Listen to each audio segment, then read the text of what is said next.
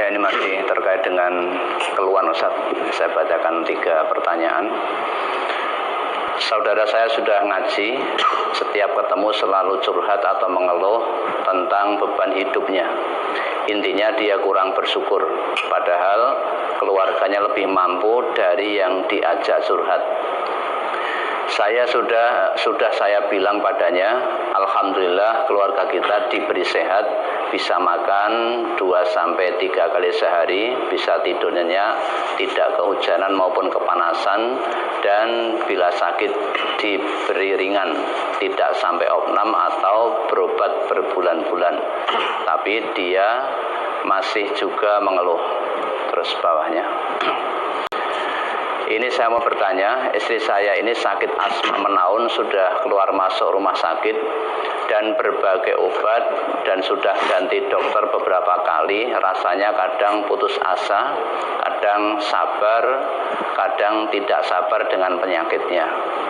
Kemudian yang ketiga, Al Ustaz, hanya ingin bertanya, ujian berat saya lewat suami, diingatkan sholat duha malah bilang ojo ngatur, wis mudeng dewek, dikit-dikit tidur, padahal waktu sebelum nikah sudah istikharah. Apakah ini memang ujian hidup, Ustaz?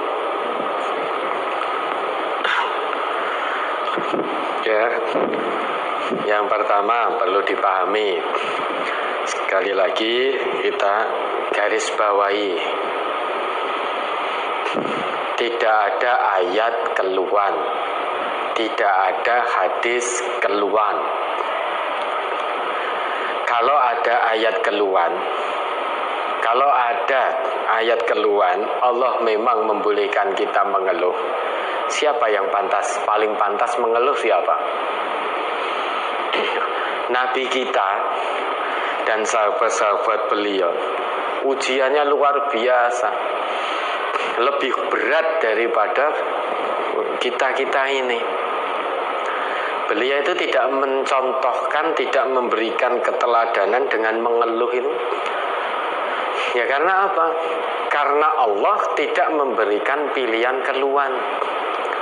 Nah, maka kita hamba Allah, umat Nabi, suri toladan kita siapa? Nabi Muhammad. Maka mari berusaha semaksimal mungkin meneladani suri toladan kita. Saat Nabi kita ditimpa kesusahan, diintimidasi oleh kaumnya, beliau tidak mengeluh. Kenapa kita banyak mengeluh? Sekali lagi, keluhan itu tidak menyelesaikan masalah, hanya menambah dosa. Nah, biasanya memang kita lupa. Kita selalu mengeluh. Biasanya karena apa? Karena ekonomi. Kaya-kaya Allah itu tidak pernah memberikan rezeki pada kita. Maka dalam menjalani kehidupan dunia ini, Nabi kita sudah berpesan, unzuru ila man huwa asfala minkum. Lihatlah, ya, biar kita tidak mengeluh, lihatlah orang yang ada di bawahmu. Lihatlah orang yang ada di bawahmu. Wala tanzuru ila man huwa fauqakum. Jangan melihat orang yang ada di atasmu. Kalau kita sampai hari ini hanya diamanai oleh Allah sebuah sepeda motor, lihat orang yang di bawah kita. Masih banyak yang tidak punya sepeda motor. Maka kita akan bersyukur. Kalau sepeda motornya sudah tua, lihat orang yang di bawah kita. Masih banyak yang hanya mampu naik sepeda ontel. Kalau kita diberi sepeda ontel oleh Allah, lihat orang yang di bawah kita. Ternyata masih banyak orang, ya, untuk sepeda pun juga tidak punya, sehingga kemana-mana jalan kaki. Kalau ternyata kita sepeda tidak punya, kemana-mana jalan kaki, lihat orang yang di bawah kita. Masih banyak orang, saudara-saudara kita, jalan pun sudah tidak bisa. Kalau ternyata kita juga jalan sudah tidak bisa, lihat orang yang di bawah kita. Ternyata sudah banyak orang yang dipanggil oleh Allah sehingga tidak punya kesempatan untuk mengumpulkan amal baik sebanyak-banyaknya dan sebaik-baiknya lagi. Kita masih diberi kesempatan oleh Allah. Itu untuk menjalani kehidupan dunia. Konsepnya sudah jelas dari Nabi. Kalau kita punyanya sepeda ondel, jangan melihat orang yang punya sepeda motor. Kalau itu kita lakukan, niscaya kita akan menjadi hamba Allah yang tidak bersyukur dengan nikmat sepeda ondel yang Allah berikan. Kalau diberi nikmat sepeda motor, jangan lihat orang yang punya mobil. Itu berarti kita melihat orang yang di atas kita. Kalau dilakukan, niscaya kita tidak bisa mensyukuri nikmat sepeda motor yang telah Allah berikan. Nah, nanti kita punya keinginan, wah pokoknya piye carane ben koyo fulan biar saya naik mobil. Kalau diberi nikmat oleh Allah sebuah mobil, kebetulan ya mereknya biasa-biasa saja, jangan lihat mobil yang orang punya dengan merek mewah. Kalau itu dilakukan tidak bersyukur. Kalau sudah diberi nikmat oleh Allah mobil yang baik, jangan melihat orang yang di atasnya lagi.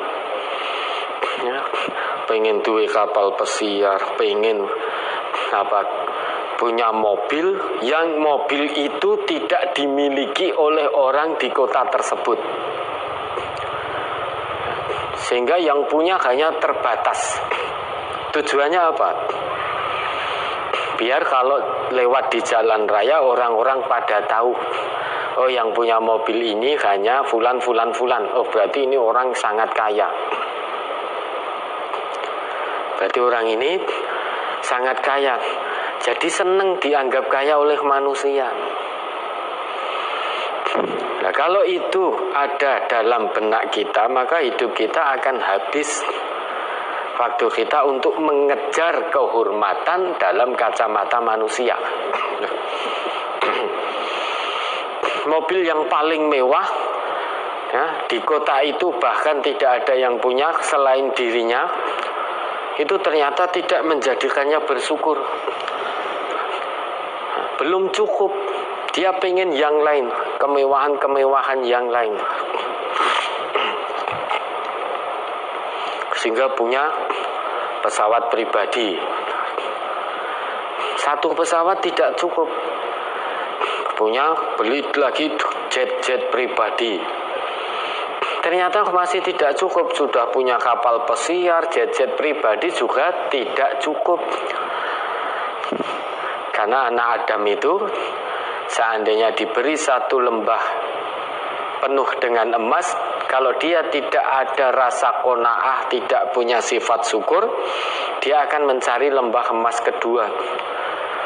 Kalau sudah diberi lembah emas kedua, sudah tercapai kesampaian, dia akan mencari dengan menghalalkan segala cara lembah emas yang ketiga. Begitu seterusnya. Wala yasuddu jaufa bani Adam illa turab.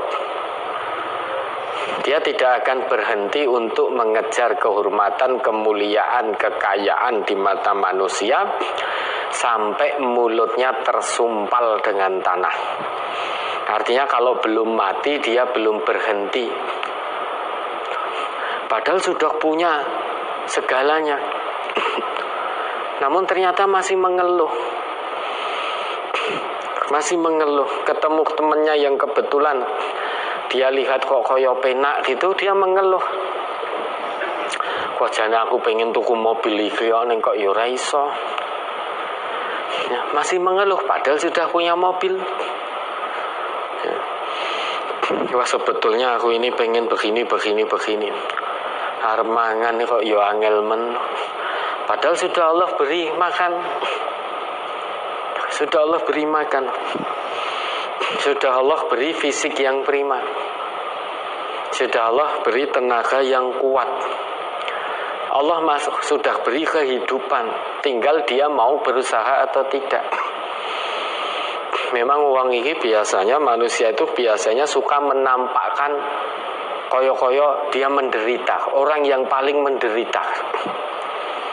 Manusia yang tidak syukur, tidak sabar memang biasanya begitu.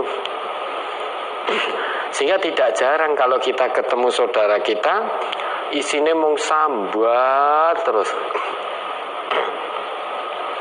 Hari ini ketemu sambat ora iso mangan. Besok ketemu sambat nggak bisa bayar SPP anaknya. Besok lagi ketemu sambat lagi, ya jualannya tidak laku. Besok lagi ketemu sambat terus. Ning kalau pas dapat untung, dapat kenikmatan, dapat sing hal-hal menyenangkan, tidak pernah itu diberitahu, alhamdulillah hari ini dagangan saya laku sekian. Alhamdulillah hari ini saya diberi makan oleh Allah 2 kali, kemarin baru sekali. Itu tidak pernah. Nek sambat kuwi tujuannya apa? Biar dibantu. Lah nek seneng orang ngomong khawatir ndak dijalui. Itu manusia. Maka kalau ada saudara yang seperti itu, dikasih tahu kalau menurut Allah orang kaya itu bukan orang yang banyak harta. Laisal ghina an kasratil arab, walakinnal ghina ghinan nafs. Orang kaya itu bukan orang yang hartanya banyak melimpah, bukan. Walakinnal ghina ghinan nafs. Tapi orang kaya itu adalah orang yang kaya hati, kaya jiwa. Diberi nikmat Allah hari ini sedikit atau banyak, dia bersyukur. Dia yakin betul dengan janji nabinya, ikna bil qalil ya'dikal katsir. Dia yakin betul dengan janji Allah, la in syakartum la azidannakum wala in kafartum inna adzabi lasyadid. Yakin betul. Maka sedikit atau banyak yang Allah berikan, dia senantiasa mensyukurinya. Nah, orang yang begini maka dicintai oleh Allah. Maka la azidannakum, tanda dia mensyukuri, dia tidak akan ngeluh. Karena sekali kita ngeluh ketemu manusia, terus kita akan mengeluh. Karena ternyata ngeluh itu nikmat. Ketemu fulan, kita mengeluh. Kemudian fulan membantu. Nanti ketemu fulan yang lain, mengeluh lagi. Fulan membantu. Ketemu yang lain, mengeluh lagi. Fulan membantu. Akhirnya lupa bersyukur. Ya, padahal sudah Allah berikan nikmat yang luar biasa. Nah, sehingga hobi ngeluh. Padahal masih Allah beri makan, Allah beri kesehatan. Ya, masih Allah beri kesempatan untuk hidup, tinggal mau berusaha apa tidak. Ya, maka berusaha menjadi pribadi hamba Allah yang hatinya kaya. Caranya bagaimana? Dalam masalah kehidupan, lihat orang yang di bawahnya. Jangan lihat orang yang di atas. Kita lihat orang yang di bawah kita, sikap yang demikian kata Nabi kita, fa innahu ajdaru alla tasdaru ni'matallahi alaikum. Itu sikap yang paling pantas kita lakukan dengan melihat orang yang di bawah kita.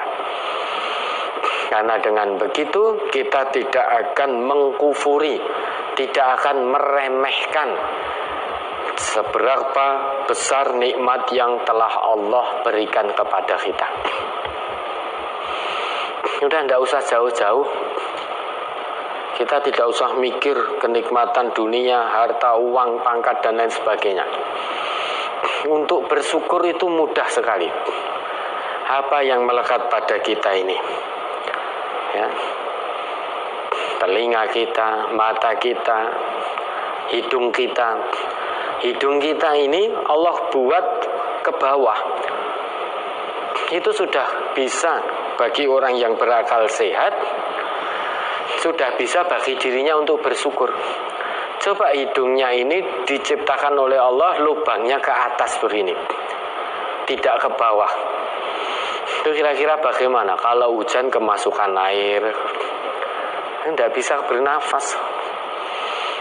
Padahal bentuk hidung ini yang ke bawah lubangnya tidak kita minta. Tidak kita minta. Kita bernafas, menghirup oksigen dengan bebas tanpa biaya, ya, dalam keadaan sehat ini. Kita menghirup nafas ini tidak dipungut biaya oleh Allah.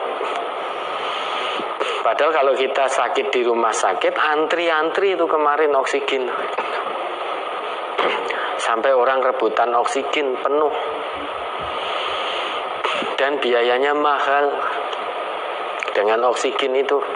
Namun ini kita tidak diminta, tidak dipungut oleh Allah, bisa ambekan dengan longgar.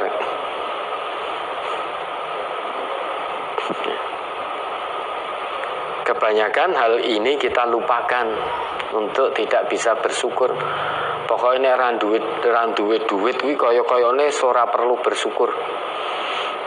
Nek ora duit kuwi pokoknya senjata utamanya harus mengeluh terus. Nah, sehingga syukur hanya diukur dengan harta. Kalau diberi harta, bersyukur dengan mengatakan Rabbi akroman. Ya, ingat kepada Allah kalau punya harta. Tuhanku telah memuliakanku. Kalau tidak punya harta atau dicukupkan hartanya oleh Allah, dia lupa kepada Allah, jauh dari Allah, dengan mengatakan Rabbi ahanan, Tuhanku telah menghinaku. Ya, secara tidak langsung ya dengan mengeluh ini. Meski lahiriahnya dia tidak mengatakan Tuhanku telah menghinaku, namun keluhan yang keluar dari lisannya, ya, secara tidak langsung dia telah melupakan Allah. Bahwa Ar-Razzaq yang maha pemberi rezeki itu adalah Allah. Dia lupa. Allah itu tidak pernah membuat hambanya miskin, kekurangan, tidak pernah. Yang ada batas minimal, Allah itu memberi kecukupan kepada hambanya. Ya, wa fa'amal insan idza mabtalahu rabbuhu fa akramahu wa na'amahu fayaqulu rabbi akraman. Wa ma idza mabtalahu faqadara alaihi rizqahu, ya, fayaqulu rabbi ahanan. Padahal batas minimal yang Allah berikan untuk hambanya itu cukup, tidak kurang, cukup kok. Allah tidak pernah membuat hambanya miskin, itu tidak pernah, tetapi mencukupkan untuk hambanya. Lah, sikap cukup ini tergantung hati hambanya masing-masing.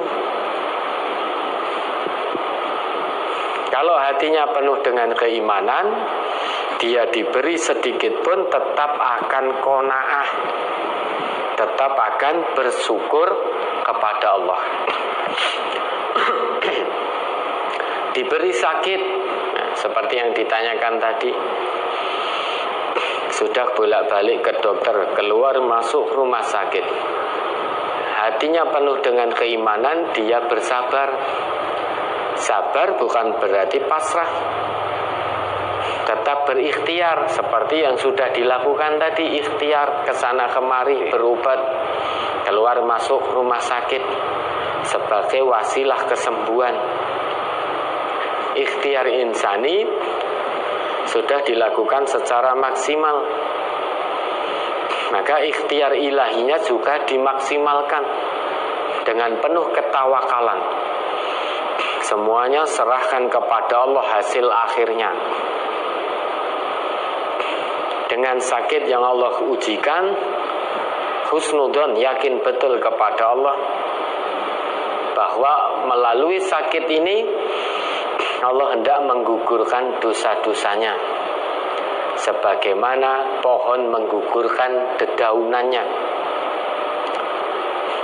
Dan harus tanamkan keyakinan, keimanan dalam hati betul.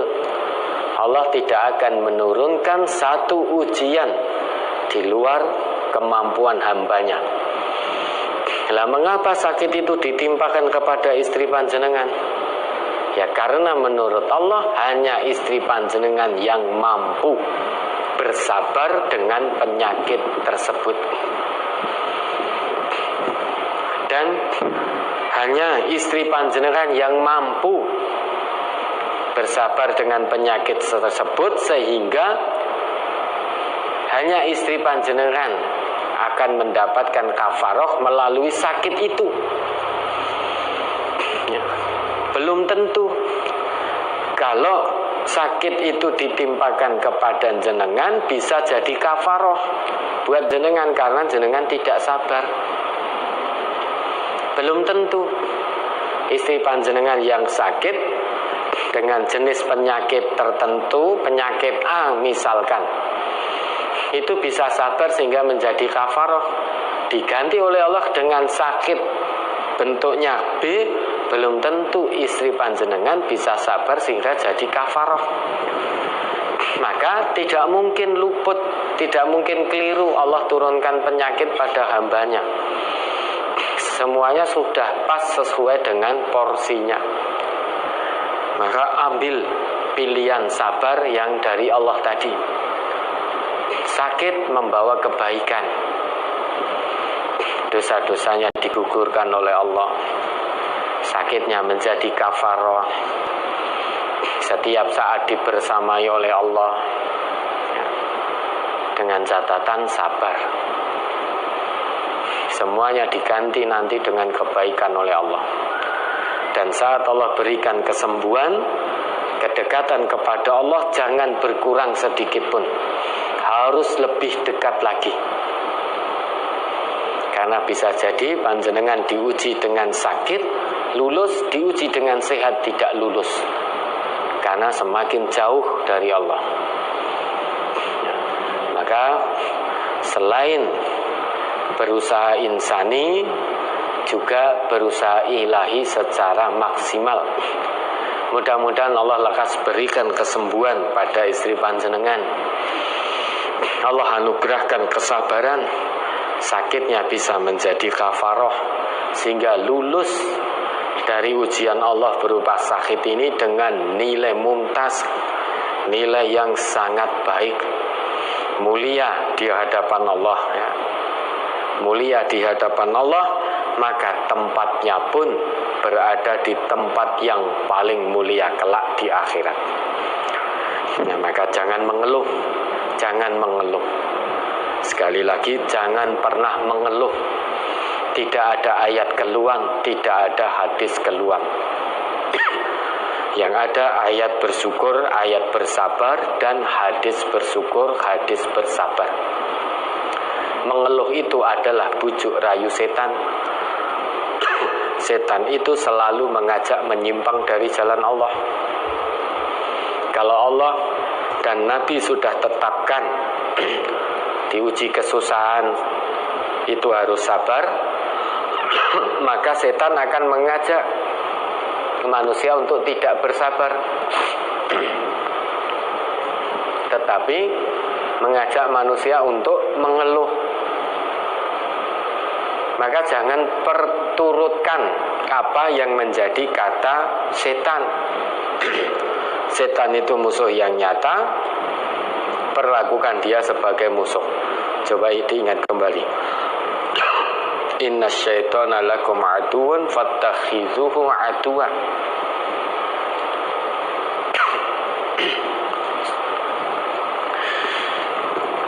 Surat Fatir nomor surat 35 ayat 6. Inna syaitana lakum aduwwun fattakhidhuhu aduwwa innama yad'u hizbahu liyakunu min ashabis sa'ir. Sesungguhnya setan itu adalah musuh bagimu, maka anggaplah ia musuhmu. Karena sesungguhnya setan-setan itu hanya mengajak golongannya supaya mereka menjadi penghuni neraka yang menyala-nyala. Inna syaitana lakum aduwwun fattakhidhuhu aduwwa. Sesungguhnya setan itu musuh bagimu, maka yang namanya musuh jangan dijadikan teman. Dalam arti apapun kata setan jangan dituruti. Kalau setan mengajak untuk mengeluh, jangan dituruti. Kalau kita mengeluh berarti kita menjadikan setan itu khalila, bukan aduwa. Berarti kita menjadikan setan sebagai teman setia, bukan sebagai musuh. Ya. Padahal Allah perintahkan fattakhidhuhu aduwa. Perlakukan setan sebagai musuh. Karena setan itu musuhmu, ya, musuh bagi hamba Allah yang beriman. Kalau kamu mengaku sebagai hamba Allah yang beriman, perlakukan setan sebagai musuh, jangan dituruti apa kata setan. Kalau setan ngajak ngeluh sedang Allah ngajak bersabar, maka ikuti Allah, yaitu sabar. Jangan ikuti setan dengan mengeluh. Kalau terus kita mengeluh, berarti menjadikan setan sahabat yang setia. Nah, kalau sudah begini, maka tercapailah tujuan dari setan itu. Tujuan dari setan itu tercapai. Tujuannya apa? Yad'u innama yad'u hizbahu liyakunu min ashabis sa'ir. Karena setan itu tujuannya itu menyeru golongan-golongannya untuk jadi temannya setan nanti di neraka yang menyala-nyala. Setan selalu akan membujuki. Kalau Allah berikan ketetapan, diberi nikmat, Allah pilihkan untuk syukur, setan akan bujui untuk sombong. Maka jangan diperturutkan. Kalau sombong berarti kita menuruti apa kata setan, maka tujuan setan tercapai, duwe konco akeh nanti di neraka. Allah perintahkan sabar, kita ikuti. Apapun yang akan kita terima, apapun konsekuensinya, bahkan sampai kita meninggal sekalipun, dengan kesabaran itu akan menjadi baik. Ya. Sakit berat misalkan sakitnya, terus kita sabar. Ya.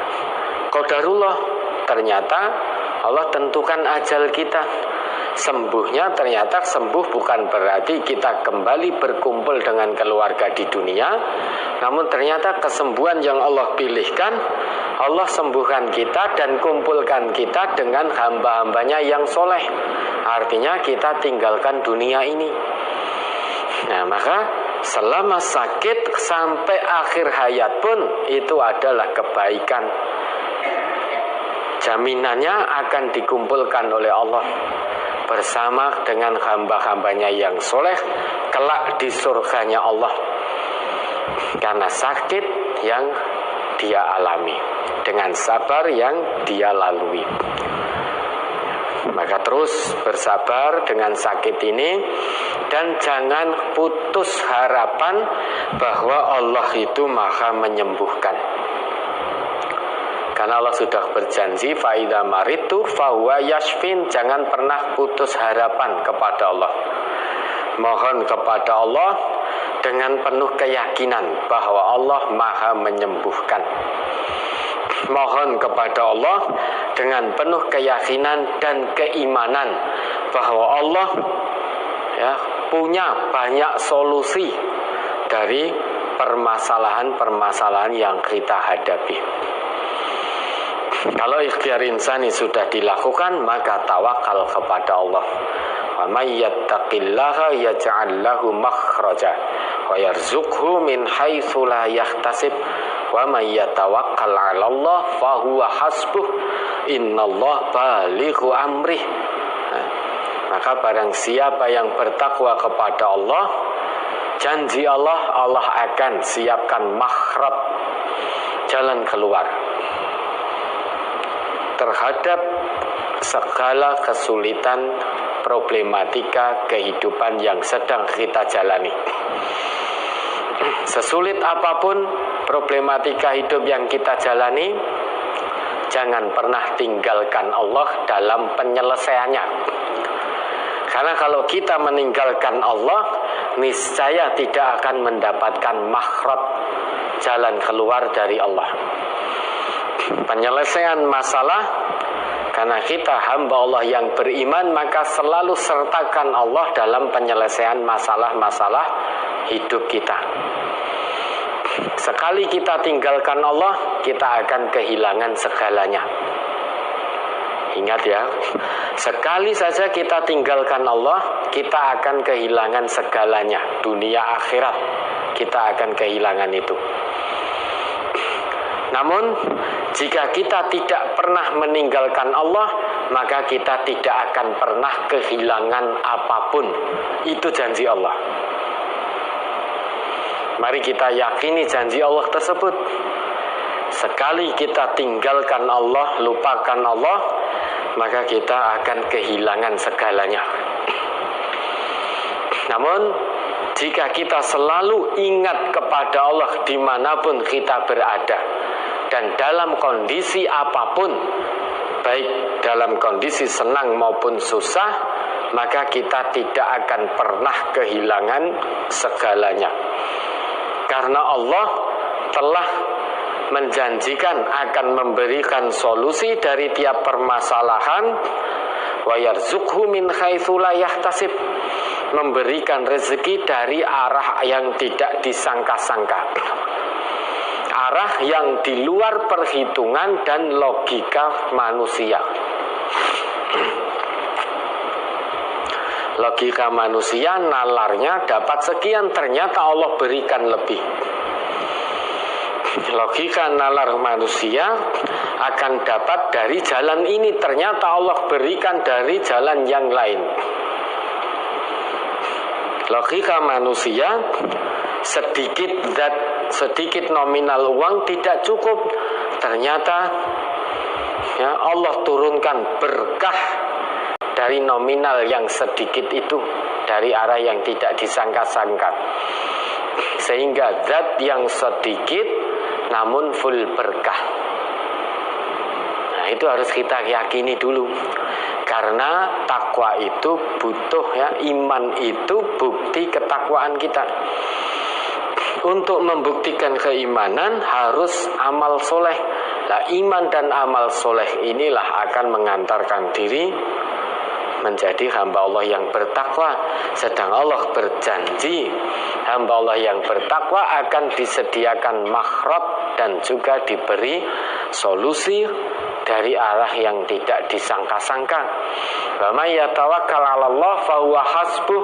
Siapa yang bertawakal kepada Allah, Allah akan selesaikan perkara dunianya, Allah akan penuhi. Itu yang harus kita tanamkan dalam hati, keyakinan penuh kepada Allah bahwa Allah itu Ar-Razzaq, Allah itu Maha Pemberi rezeki, Allah itu Maha Pemberi solusi dari setiap problematika kehidupan. Ya, maka jangan mengeluh. Yang ada syukur dan sabar, karena dua pilihan ini. Senjata yang Allah berikan pada hambanya yang beriman hanya dua, syukur dan sabar. Tidak ada pilihan sombong, tidak ada pilihan mengeluh. Ya, mudah-mudahan Allah beri kemudahan. Ada lagi?